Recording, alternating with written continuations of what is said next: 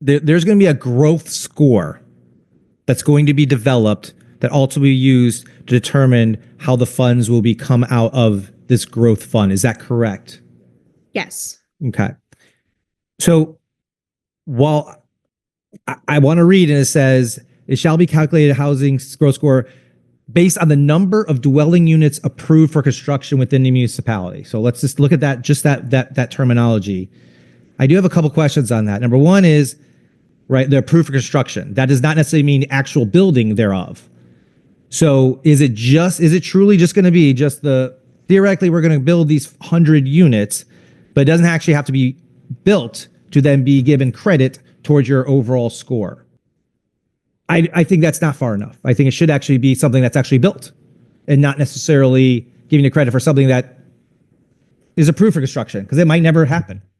You're actually not growing housing by getting a construction approved. You're actually building housing by actually doing something. So really, you're only taking like a little step into the water instead of actually diving into the water and actually doing the job. So in my opinion, this doesn't go far enough. I think we need to make sure if you're going to get any money for this, you should darn right build that facility, build that dwelling unit, not just have construction plans for it. I think that's a little light and short, and I think it should go further. The people who actually do it and not just say they're going to do it actually get the dollar. So again, that's a commentary. That's not a question. I have a couple other questions that are kind of around that unit. So I do think it doesn't actually go far enough, and I think we could actually be a little bit stronger, more prudent on this, to make sure that folks are actually following through. Towns, municipalities, anybody with that.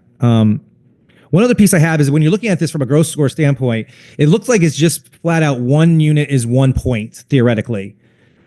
I will say that gives a lot of credence to the cities, just because the size and how much they're going to build just in general compared to something like Easton, who has 7,400 people, compared to Bridgeport, which has 6 figures of people, right? Or maybe more. I don't know. Yeah.